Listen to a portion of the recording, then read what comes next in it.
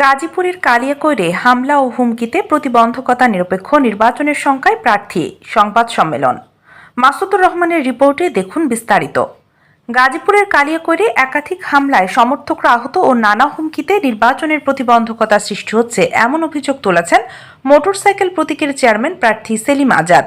এ অবস্থায় সুষ্ঠু নিরপেক্ষ নির্বাচন নিয়ে শঙ্কা প্রকাশ করেন তিনি আজ বৃহস্পতিবার দুপুরে উপজেলার মৌচাক এলাকায় বাসমতি হোটেলে সংবাদ সম্মেলনে এসব অভিযোগ তুলেছেন।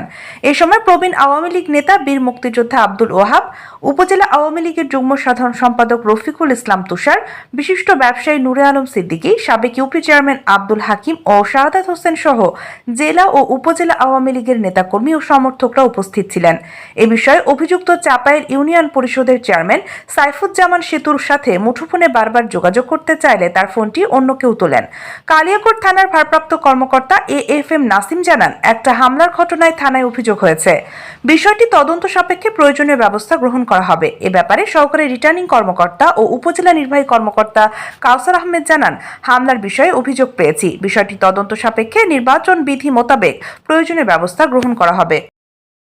একটি নিরপেক্ষ নির্বাচন করার স্বার্থে তাকে অবশ্যই আইনের আওতায় এনে তার দৃষ্টান্তমূলক শাস্তি আমরা আজকের এই হাউস থেকে সম্মানিত সাংবাদিক ভাইদের কাছে আমি প্রশাসন, আপনাদের মাধ্যমে প্রশাসনকে আমরা দৃষ্টি আকর্ষণ করছি। ইতিমধ্যে আমরা প্রশাসনের কাছে তার পরিবার পক্ষ থেকে অভিযোগ আমরা দিয়েছি।